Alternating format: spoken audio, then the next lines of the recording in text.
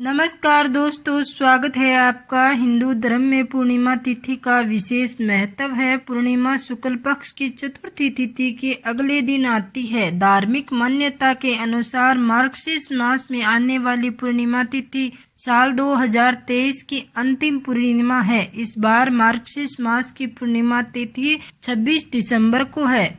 पूर्णिमा के दिन गंगा स्नान करके भगवान विष्णु की पूजा का विधान है। इस पूर्णिमा तिथि पर कई शुभ संयोग बनने से ये बहुत खास हो गई है। पंचांग के अनुसार मार्गशीर्ष पूर्णिमा तिथि 26 दिसंबर को सुबह 5:46 से शुरू होगी। अगले दिन यानी 27 दिसंबर को सुबह 6:02 पे समाप्त हो जाएगी। इस बार उदय तिथि में पूर्णिमा 26 तारीख को रखा जाएगा। मार्गशीर्ष पूर्णिमा पर शुक्ल योग बन रहा है। यह योग 27 दिसंबर को दोपहर 3:22 तक चलेगा।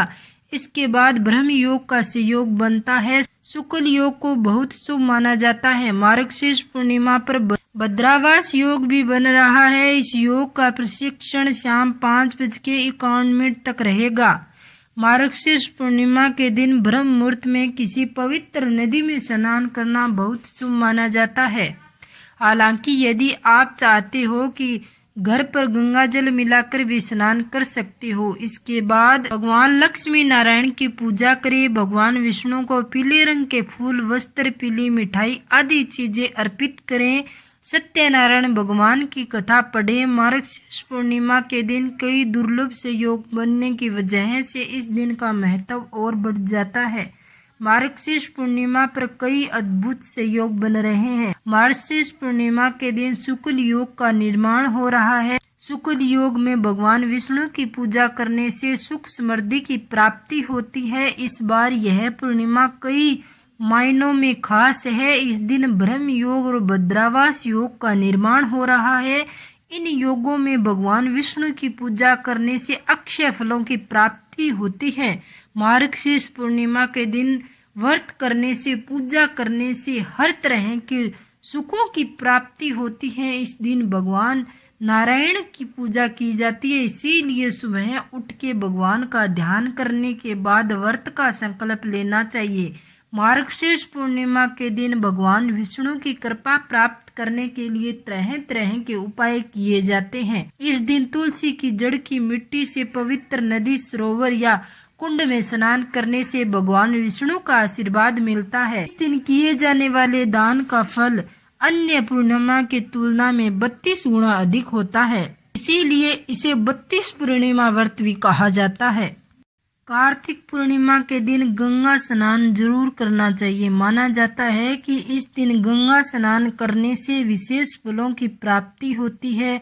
अगर आप गंगा स्नान करने में सक्षम नहीं हो तो नहाने के पानी में थोड़ा सा जल जरूर डाल लें। कार्तिक पूर्णिमा के दिन घर के मुख्य दरवाजे पर स्वास्तिक बना के भगवान विष्णु और माँ लक्ष्मी की पूजा करनी चाहिए। माना जाता है कि इस दिन ऐसा करने से घर में माँ लक्ष्मी का आगमन होता है।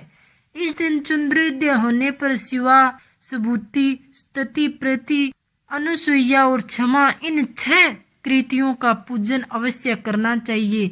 माना जाता है कि कार्तिक पूर्णिमा की रात्रि में व्रत करके बेल का दान करने से शिव पद प्राप्त होता है। इस दिन गाय, हाथी, घोड़ा, रथ, घी आदि का दान करने से संपत्ति बढ़ती है।